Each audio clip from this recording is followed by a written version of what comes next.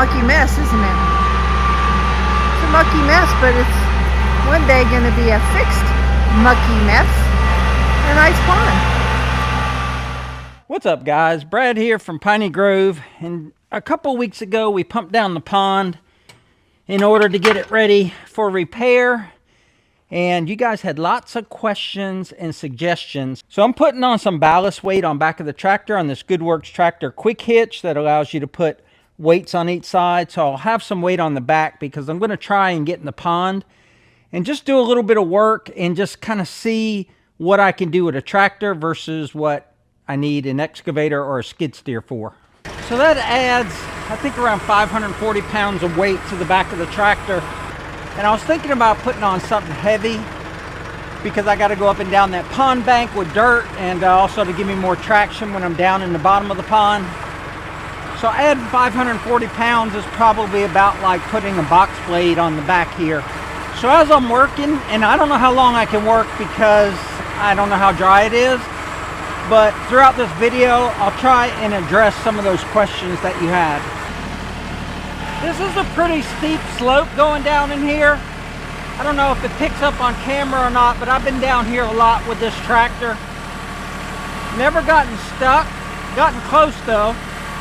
One time I didn't have my loader pinned properly, and one side of my loader came off. That was a fun day.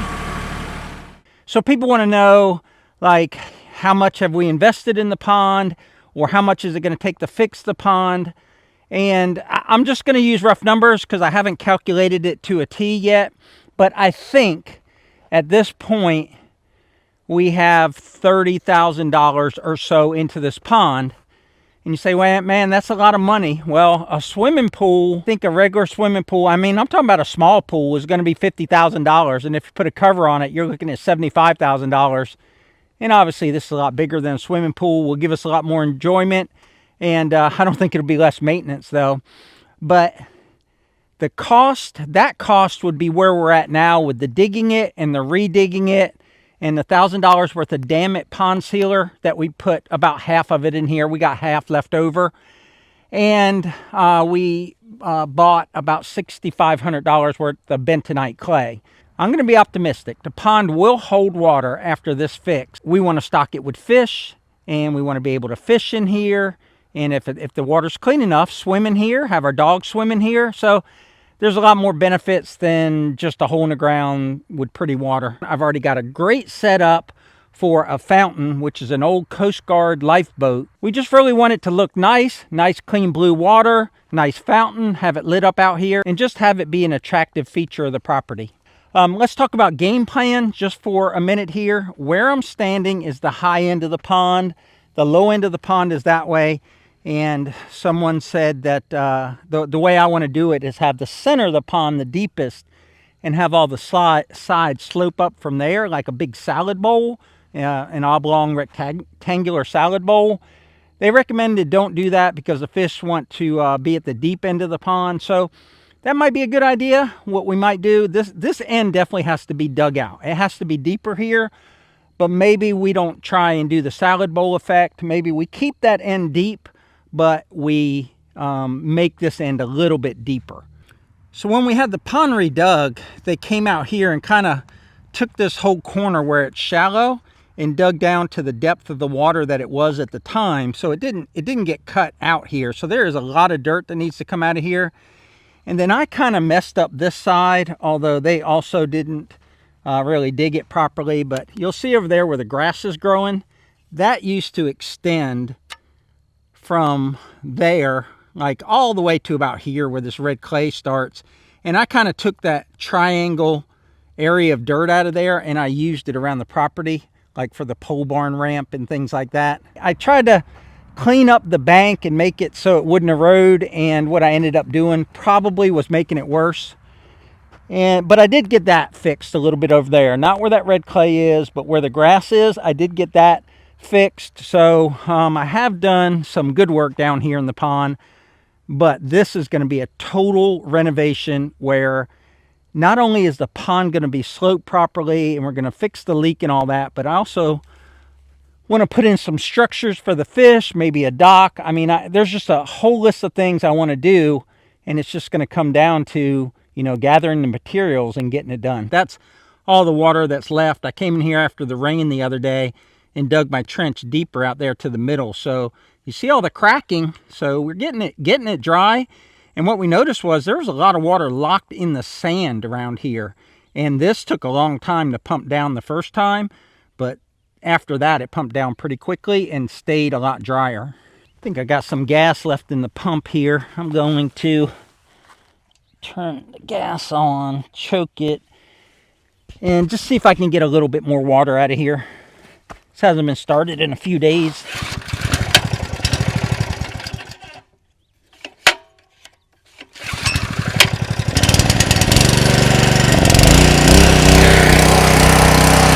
It caught its prime, so it's sucking water now. Not much water for it to take out of there, so I'm going to stand right here and wait for it. But another question was, why don't you line the pond? And I checked on a pond liner, and this is an actual like membrane pond liner that would fit this pond, which is 50 by 100, not counting the sides, right? That's just the bottom of the pond. And I think it was $12,000 for the liner.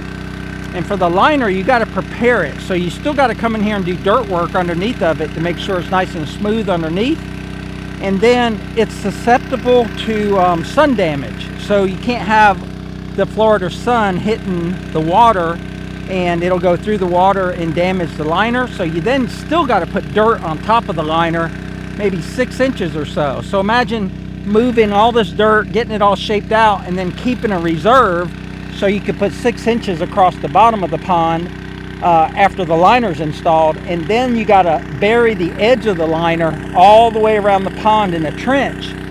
And now you've got an exposed liner, say 6 feet or so before the water starts, and that can't be exposed. Well, how do you put dirt on top of a liner and not have that dirt slide into the pond? Well, what you got to do is like take a PVC pipe and hang it from strings from above the liner, and that acts like a dam, and then you build dirt above it. So when you start thinking about all that, $12,000 for the liner, all the dirt work, the dirt that goes on top of the liner, the trench all the way around, I would say you're probably at $20,000 to line the pond, and then it's good for about 20 years or so. It could last longer if you protected it properly.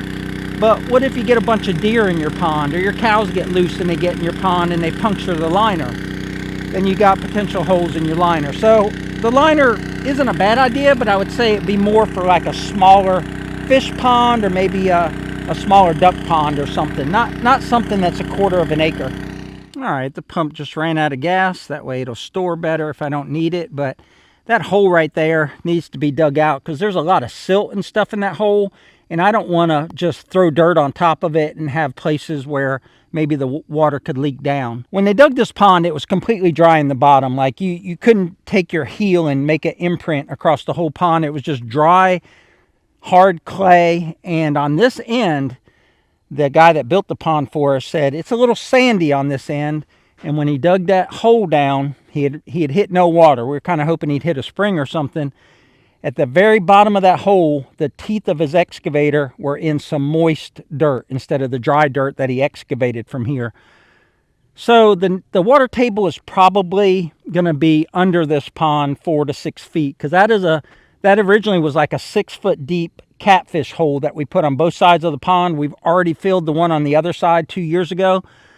But down in there is just all that silt. So I'm going to have to get in there and kind of clean that out and get all that silt out before I fill it. And I think I'm going to fill it with dirt that's over there by my tractor where the pond is a lot higher, especially on that bank the tractor's on. That all has to be cleaned out. And that's going to give me some better dirt than the dirt over here on the end. And that brings me to another question on that video. And that was, why don't you just bring some clay in and coat your pond with clay? So the main reason is that's stupid expensive. And then there's no guarantee it'll work unless the guy that brings you the clay has tested his clay. Now, I talked to a guy and he has a clay pit, and it's the type of clay that will seal a pond. You got to do 18 inches in order for him to guarantee that the pond won't leak. And I don't know how many truckloads it is, but I bet it's probably $500 a truckload, because That includes the transportation cost, and you know, diesel fuel is expensive, tires are expensive, all the things that are associated with trucking are expensive. So back to the question, why don't you use clay to seal your pond? We are, except we're going to use bentonite clay that came from Utah, is volcanic type of clay that expands a lot more. So this is proven technology that works and literally beats sand. So we're fairly confident that a lot of this pond holds water and that it's seeping laterally underneath that, let's call it a dam over there. It's seeping laterally through that sandy profile. So we just got to get that all sealed up about 6 feet up so that we have a 6-foot pond. Pear's Tractor, who we're affiliated with, who we're going to be getting our new tractor from, has agreed to sponsor this pond repair.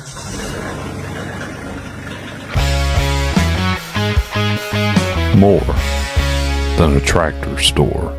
So they're going to provide us the equipment we need to work in here, so I don't have to do it all with the tractor, which would take me forever. It is not the right piece of equipment. But just to let you know how low this pond is, this pond regularly stays at 6 foot. It fluctuates between 6 foot and 4 foot, and it fluctuates quite rapidly.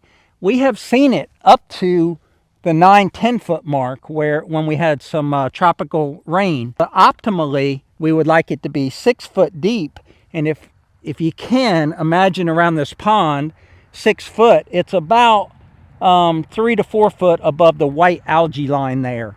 So what I got to do is strip all those organics above the algae line, do something with them, and then shape the bank up to where I strip, and then apply the sealing material, the bentonite clay, and then pack it in. And the pond has a good profile till about there. And what I'm going to have to do is cut a lot of that dirt out of there, and that dirt is better than the sand down there, so I can take that red clay and put it in that hole once I clean it out. What I don't want to do is put this silt here anywhere. So I think this silt, I'm going to end up like mushing it into the bank with a lot of grass seed and then put hay over top of it so it won't erode. So what I'm finding is that it's mucky, right? But you're not going to sink out of sight. It's like there's this dry layer that's dry in the very top, and then it's a little mushy under that, and then under that it's somewhat firm because it's been enough clay in it that it's not like quicksand. So there's probably dry down a couple of feet or so, at least on this end. And what I'm trying to do is take that extra dirt that's here and push it up so that I can fill in where I dug this out over the years and kind of get this grade back. Also what that's doing is exposing that to the sun so that can dry so that I can get down even deeper. If I can get a dry launch pad, then I can start working it from the dry back behind me to where it's wet. The tires are just filled with clay.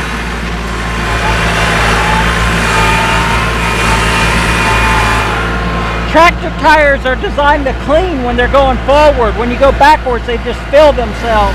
It's muddy in there, but I'm encouraged because I stripped that top layer off and I'm not getting stuck under there, although it's pretty gooey. But I'm trying to back up, and my tires are completely loaded with clay, so it looks messy. I'm making a little bit of progress. It helps me work out my theory or my plan with this as far as is it doable, and it is. It's going to take a lot of time. I'll just keep working at it little by little as it gets drier and drier. We got some warm and sunny weather for the next week or so before the next rain event, and just do as much as I can.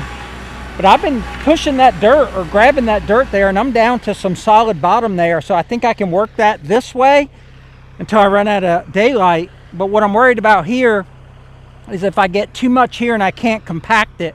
So I'm going to try and go up the hill and come down the hill and just pack this in.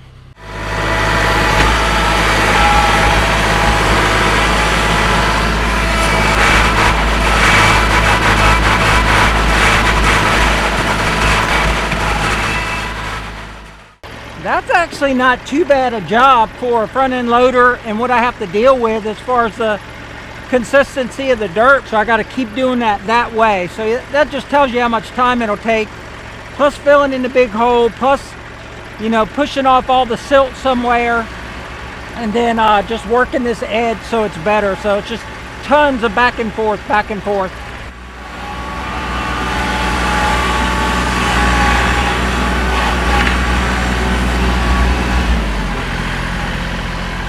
Alright guys, I want to show you what I've done so far, and it's working out really good because once you get that top gooey layer off, my tires aren't as filled with clay and I'm able to move this dirt a lot more efficiently. But the tractor is sitting basically on the existing bank of the pond the way it was when we started the video. And now I'm down here in the bottom of the pond, and it's a mixture of clay and sand and stuff, but it's dry. Like, I don't think water was seeping through here. And this is what we're going to mix the bentonite with down here. But this is how much I've dug. That should give you a good idea of how much I've dug to start to fill in that bank. And I've done 20 or 30 feet of that bank. I got a lot more to do, but as this dries out, I'll be able to come this way, dig, dump, and be a lot more efficient. It's to the point I think you could do a lot of work in here with a skid steer, but I think the best thing to do is for me to get in here with a tractor and prepare it as much as possible, break the seal, so to speak. And that's what I'm doing here, is I'm breaking that crust and it's allowing it to dry out. I don't know how much crust I can break without getting stuck, but so far I've only had to dump the bucket twice and use my bucket to push myself out of danger.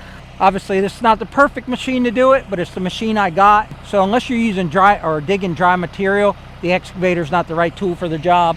Once I get it a little drier, I can use the blade on the excavator, but also I've got equipment coming from Paris Tractor that's a lot bigger than the equipment that I have, and I can do it more efficiently. And also they're heavier pieces of equipment, so I can pack as I go. So lots of exciting things coming up. Hopefully you guys stay tuned. There is a pond playlist. It's got every video from digging the pond to repairing the pond to coming down here and cleaning out the pond and trying to seal it. I think there's 40 videos or something like that in that playlist, and we're just going to keep adding to it as we work on this pond and get it sealed and get it to where to hold fish. But that's going to wrap it up for today, folks. We appreciate you watching. If you would, click that like button, subscribe if you haven't already. But until next time, remember, life's short, tractor hard, and check out the pond playlist and keep up to date on everything we're doing out here on the pond at Piney Grove. Take care, guys. We'll catch you on the next one.